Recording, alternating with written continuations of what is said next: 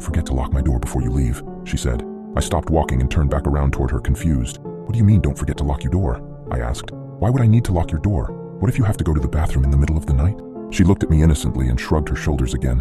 "I don't know, but Mommy always locks my door before I go to sleep. She says she does it to protect me and herself. I don't remember what happens after I fall asleep, but Mommy says that I always try to leave my room at night, which is a bad thing." I looked at her dumbfounded. I didn't know what to say. What sort of parents would lock their child in their room at night? "Mommy told me that she would leave instructions for you to follow, and locking my door is one of them," she said. I had forgotten to read the rules. "Oh, okay, Samantha, I'll lock your door." "Good. Good night, sweetheart," I stammered.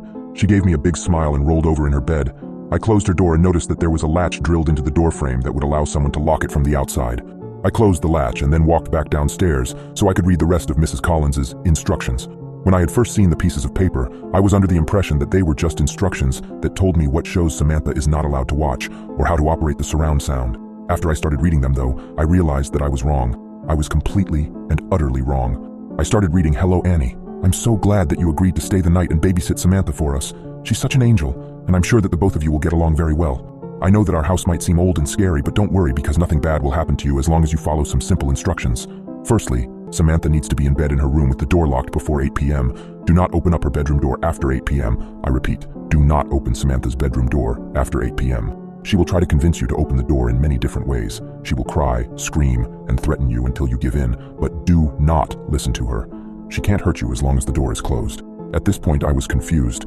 Why would I leave her locked in there if she was screaming and crying to let her out? Something horribly wrong was going on here, but I continued reading. "Between 8:30 and 9:30 p.m., make sure you remain in the living room with the lights turned on.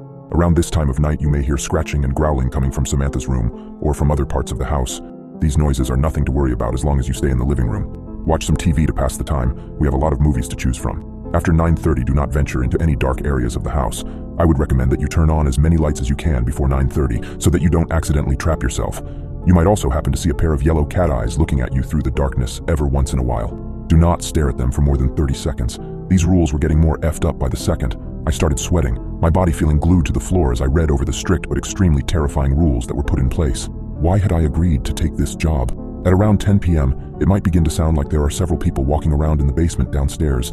Do not worry, because as long as you stay out of the basement, they cannot get to you. I know it sounds unlikely, but around this time you will begin to feel an overwhelming urge to walk down into the basement. If this happens, go into the kitchen and drink a cold glass of milk. This usually helps.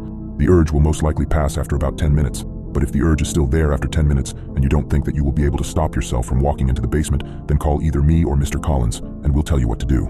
Now this next part is very important. You will be sleeping in our guest room upstairs for the night. Before you go to bed,